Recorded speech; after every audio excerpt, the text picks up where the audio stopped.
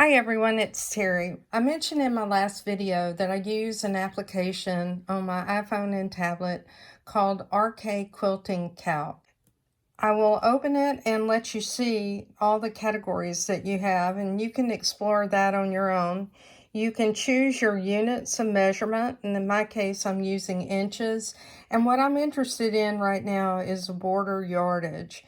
So I went back and rechecked my calculations, and the overall width or dimension of my quilt, and I do want my border to be non-mitered, is going to be, on the width it's 24.5, so I'll enter that. And then on the length of it, the overall length is actually 42.5.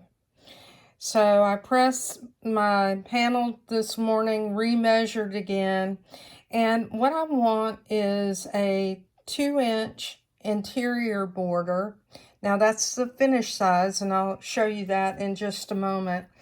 And I was thinking about it. I really want my outside border to be larger, so I'll make that 4 inches. And then I'll go ahead and calculate. Now, this tells me what I need to cut. So for my interior border, which is 2 inches finished, I need strips that are 2.5 inches, and I need to cut 4 of those strips. For my exterior, I'll need to have a 1/2 yard of fabric in order to have enough fabric to cut the exterior, and my strips need to be 4.5. So what this will do is it'll give me something that's more like the lap quilt size that I wanted, which is 36.5 with an overall length of 54.5. So 2 of these pieces need to be cut at 42.5 inches, and those are for the side piece. We'll go ahead and check the fabric and measure to cut off the selvages for 42.5 inches. All right. You'll find a variety of tools that you can use on your machine to help you guide your fabric in and achieve that 1/4 inch stitch. One of those is called Sewing Edge, and there's 5 strips that are in this package. They're reusable. I went ahead and applied one of those to the machine. Now, what you want to do when you do this is you really want to lower your presser foot and make sure that you have this lined up straight. And I can tell that I have it lined up straight, but I'm also using my 1/4 inch foot, which is an optional foot for my machine. So I like to start sewing on a piece of jumper fabric because I don't like the knots.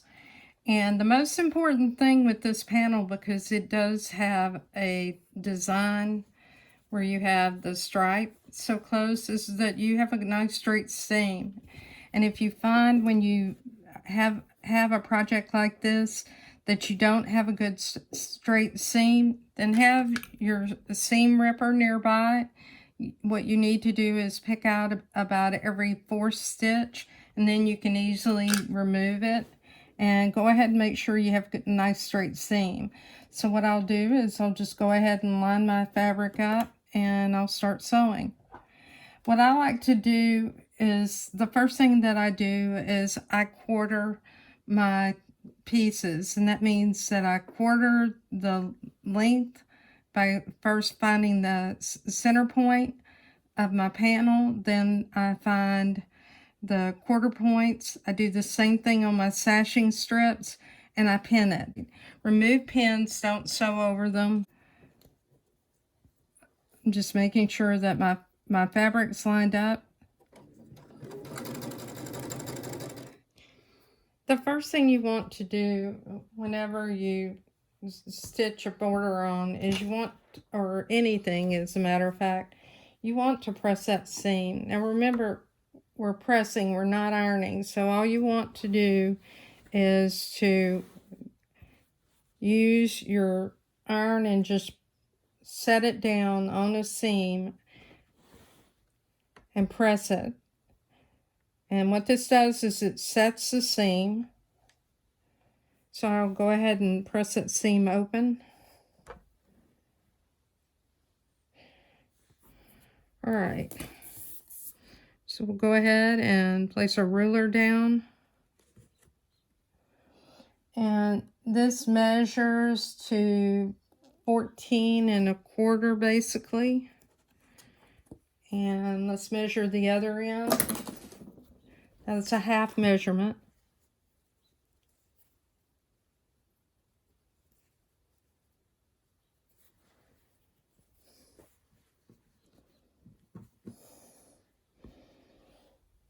And as I said, you can use the measurements here on this particular cutting mat. So if I line that up, so it is 14 1/4 times 2. So 14.25 times 28.5. Well, I have my borders on, and I want you to look at how nice and pretty the corners are. And this is because making sure that as you're sewing these, that you're keeping your sharp edges by pinning the edge. You can see that I pressed my seams. Now I do need to go back and trim off some of this raveled fabric, but I'm very pleased with the overall appearance of it on the first border. We'll continue later today and we'll add our next border, and then we'll be ready for quilting.